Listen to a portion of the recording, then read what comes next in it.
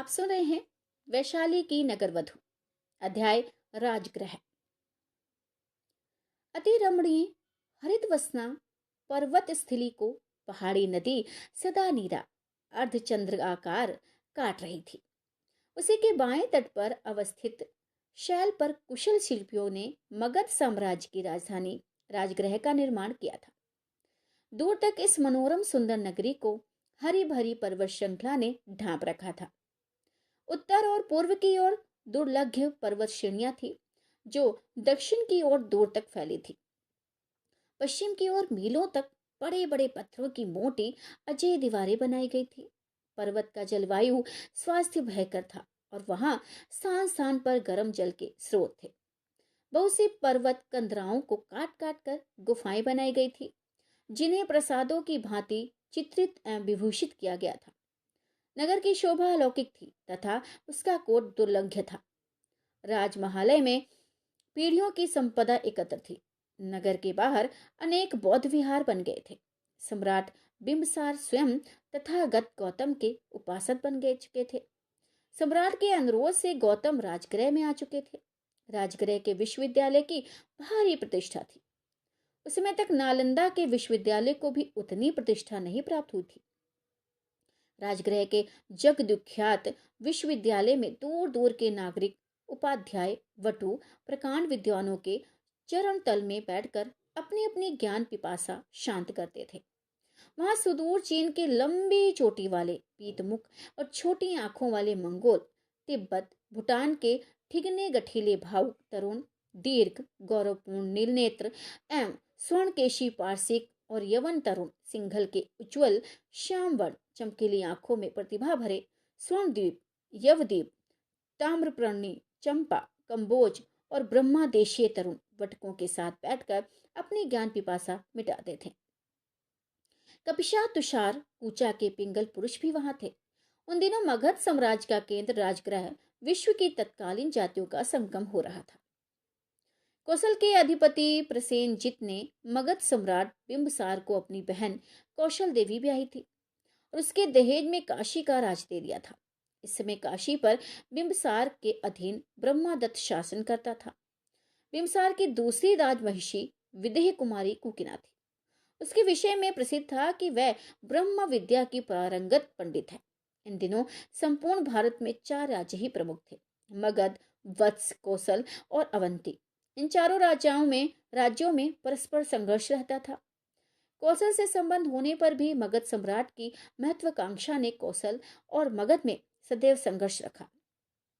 जिस समय की बात हम कर रहे हैं उस समय मगध सम्राट बिंबसार ने स्वयं कौशल पर चढ़ाई की थी और उसके महान सेनापति भद्रिक चंड ने चंपा का घेरा डाला हुआ था, जिसे 8 मास बीत चुके थे। चंपा और कौशल के इस अभियान का उद्देश्य यह था कि भारत के पूर्वी और पश्चिमी वाणिज्य द्वारा सर्वतोभावेन मागधों के हाथ में रहे। चंपा उन दिनों संपूर्ण पूर्वी द्वीप समूहों का एकमात्र वाणिज्य मुख था। इसी समय मगध राज की राजधानी राजगृह में प्रसिद्ध मगध अमात्य वर्षकार, जिनकी बुद्धि कौशल की उपमा बृहस्पति और शुक्राचार्य से ही दी जा सकती थी, बैठे शासन चक्र चला रहे थे। आर्यों के बोए वर्ण संकृत्व के विष वृक्ष का पहला फल मगध साम्राज्य था, जिसने असुर वंशियों से रक्त संबंध स्थापित करके शीघ्र ही भारत भूमि के आर्य राजवंशों को हतप्रभ कर दिया था। ब्राह्मणों और क्षत्रियों ने इतर जाति की वितियों को अपने उपभोग में लेकर उनकी संतानों को अपने कुल गोत्र एवं संपत्ति से च्युत करके उनकी जो नवीन संकर जाति बना दी थी। इनमें 3 प्रधान थे, जिनमें मागध प्रमुख थे। इन्हीं मागधों ने राजगृह की राजधानी बसाई। मागध सम्राट जरासंध ने महाभारत काल में अपने दामाद कंस का वध हुआ सुनकर 20 अक्षौहिणी सैन्य लेकर मथुरा पर 18 बार चढ़ाई की थी। इस चढ़ाई में उसकी कमान के नीचे कारुष के राजा दंतवक्र, चेदी के शिशुपाल, कलिंगपति शाल्व, पुंड्र के महाराजा पौंड्रवर्धन, कौशिक के क्रवि, संकृति तथा भीष्मक, रुक्मी, वेणुदार, रुतससु, क्रांत, अंशुमान, अंग, बंग, कौशल, काशी, दशार और सुराहा के राजागण एकत्र हुए थे।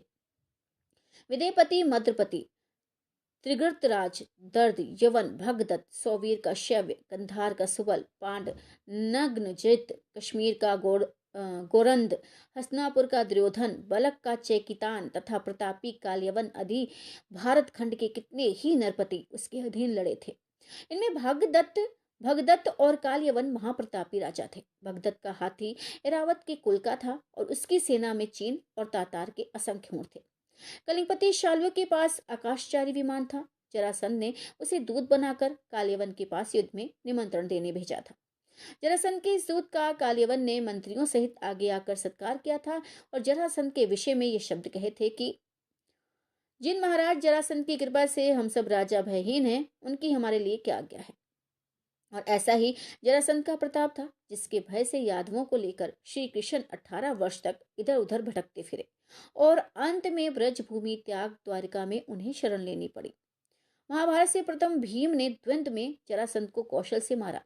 उसके बाद निरंतर इस साम्राज्य पर अनेक संकर वंश के राजा बैठते रहे। हम जिस समय का ये वर्णन कर रहे हैं, उस समय मगध साम्राज्य के अधिपति शिशुनाग वंशी सम्राट का शासन था।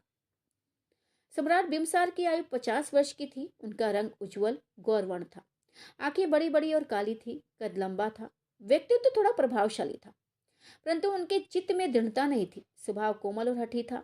फिर भी वे एक विचारशील और वीर पुरुष थे और उन्होंने अपने साम्राज्य को समृद्ध किया था।